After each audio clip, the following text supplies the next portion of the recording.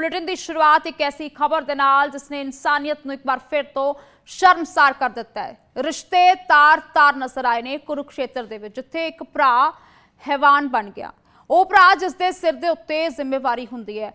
गुट ते बन्नी रखड़ी ये कहती है कि तू मेरी रख्या करी बाहर बैठे हैवाना तो, पर यह भरा खुद हैवान बन गया। एक नाबालग अपनी 12 साल की भैन के नाल जबर जनाह किया। बच्ची को अस्पताल लिजाण ते सारा भेद खुलिया। पेट दर्द की शिकायत इस बच्ची के वलों दर्ज की गई। 12 साल की मासूम 2 महीनों की गर्भवती निकली है। मासूम बच्ची नूं जदों अस्पताल उसकी मां ले जाती है तो फिर यह भेद खुलता है।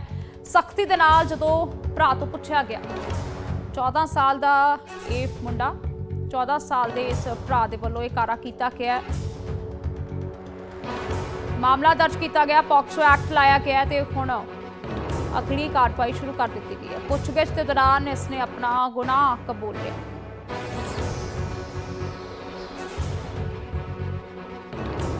कुरुक्षेत्र तो आया ये मामला ये साबित करता है कि कुड़ियां किते भी सुरक्षित नहीं और बेहद संगीन जुर्म जड़ा कि घर की चार दीवारी के अंदर इस मासूम के नाल होया, उसते अपने ही भरा दे वल्लों।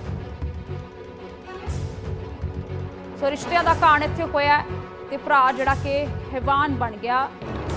और इस तो भी वध हैरानी वाली गल यह है कि जदों पुछगिछ इस भरा तो की गई, इस 14 साल के लड़के तो की गई, तो उसने कहा कि मैं सोशल मीडिया के उत्ते कुछ वीडियोज़ देखे सी, जिस तो बाद मैं एक कारा घर बैठा, अपना गुनाह कबूल कर लिया इस 14 साल के लड़के ने।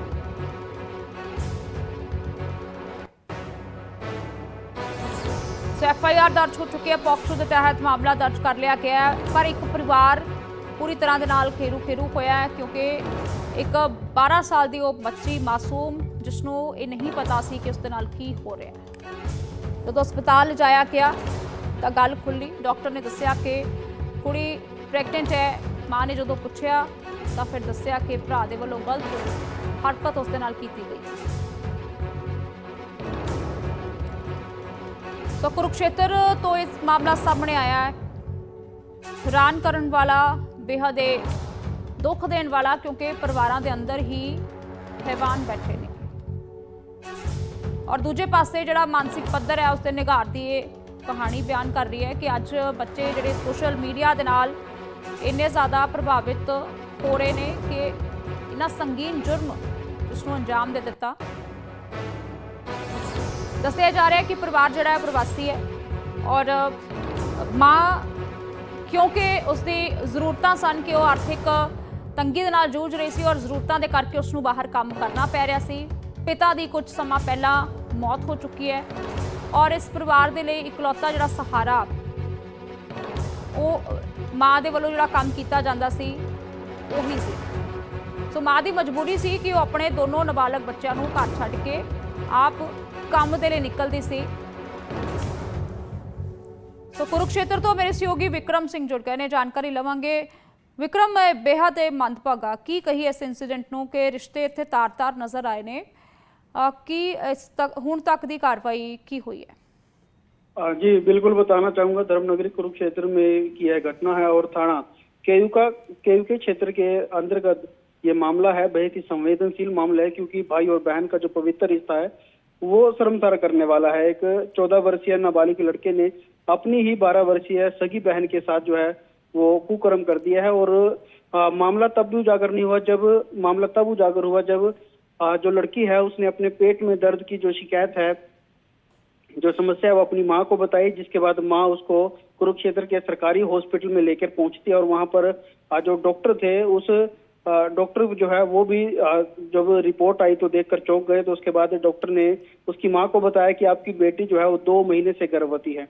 उसके बाद पुलिस को शिकायत दी गई और मां ने खुद पुलिस को शिकायत दी है और अपने बेटे को जो है कड़ी से कड़ी कानूनी कार्यवाही की भी मांग की है। मां ने खुद अपने बेटे के खिलाफ ये कार्यवाही की मांग की है। फिलहाल इस मामले में अब पुलिस ने मामला तो दर्ज कर लिया और आगामी जो कार्यवाही है वो कर रही है। और आज दोनों का जो 12 साल की लड़की 12 साल की लड़की और 14 साल का जो लड़का है, दोनों भाई बहन, दोनों का आज मेडिकल करवाया जाएगा और उसके बाद जो भी मेडिकल में साबित होगा उसके बाद आगामी कार्रवाई जो है वो अमल में लाई जाएगी। फिलहाल अब मामला दर्ज कर लिया गया और कहीं ना कहीं बड़ा मामला तब हो जाता है क्योंकि आजकल सोशल मीडिया जो है वो सभी बच्चे भी चलाते हैं और बड़े बुजुर्ग सभी चलाते हैं। सोशल मीडिया पर, फेसबुक पर इस लड़के ने कोई अश्लील वीडियो देखी थी और लगातार उसके बाद से उसके फेसबुक पर ऐसी वीडियो आने लगी, जिसके बाद वो घर पर दोनों अकेले थे। तो उसी समय जो है ठीक। ये जो लड़का है वो इस वारदात को, इस घटना को अंजाम दे देता है। तो कहीं ना कहीं जिस प्रकार से सोशल मीडिया का प्रचलन जो है वो कहीं अच्छी दिशा में भी है तो कहीं ना कहीं वो बुरी दिशा में भी है। तो दोनों जो फैक्ट हैं वो सामने आते हैं। ठीक है विक्रम, बहुत शुक्रिया ਤੁਹਾਡਾ ਸਾਰੀ ਜਾਣਕਾਰੀ ਦੇ ਲਈ। ਔਰ ਇਸ ਮਾਮਲੇ ਨੂੰ ਹੋਰ ਜ਼ਿਆਦਾ ਡੂੰਘਾਈ ਦੇ ਨਾਲ ਸਮਝਣਾ ਬਹੁਤ ਜ਼ਰੂਰੀ ਹੈ ਕਿਉਂਕਿ ਸਾਰਿਆਂ ਦੇ ਸਾਡੇ ਘਰਾਂ ਦੇ ਵਿੱਚ ਬੱਚੇ ਨੇ ਜਿਨ੍ਹਾਂ ਨੂੰ ਇਕੱਲਿਆਂ ਵੀ ਛੱਡਣਾ ਪੈਂਦਾ ਹੈ ਔਰ ਇਹ ਜਿਹੜੀ ਘਟਨਾ ਵਾਪਰੀ ਹੈ ਇਸ ਤੋਂ ਕੀ ਸਬਕ ਲਿਆ ਜਾਣਾ ਚਾਹੀਦਾ ਹੈ। ਸਾਈਕੋਲੋਜਿਸਟ ਨਿਸ਼ਾ ਨੰਦਾ ਜੁੜ ਗਏ ਨੇ। ਪਹਿਲਾਂ ਤਾਂ ਸਵਾਗਤ ਹੈ ਜੀ ਡੇਲੀ ਪੋਸਟ ਤੇ। ਨਮਸਤੇ ਮੈਮ।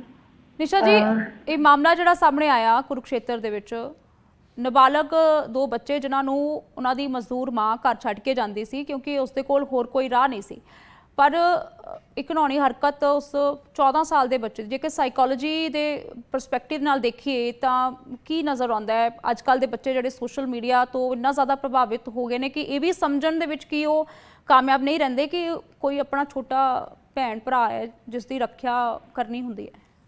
जी, ये काफी निराशाजनक मामला है क्योंकि इसमें हम देख रहे हैं कि जो भाई बहन का बहुत प्यारा बॉन्ड है, हम वही चीजें पूरी रिश्तों में ऐसी चीजें हो रही हैं। मैं एज अ साइकोलॉजिस्ट एक चीज कहूंगी कि बच्चे को अकेला, जैसे आपने कहा ना, बहुत अच्छी बात है कि हम कई बार ऐसी सिचुएशन होती है पेरेंट्स की कि उन्हें घर पे बच्चों को अकेला छोड़ना पड़ता है। वो प्रॉब्लम नहीं है। प्रॉब्लम क्या है, जब बच्चे, दो चीजें मैंने इस केस में देखी। एक कि बच्चे पेरेंट्स को अपनी बात नहीं बता पा रहे थे, जैसे पेरेंट्स को पेरेंट में बैठा के पूछा।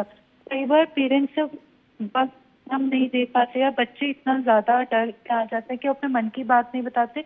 ऐसी बहुत सारी चीजें हैं जो रह जाती हैं, जो बच्चे अपने अंदर ही दबाए रखते हैं।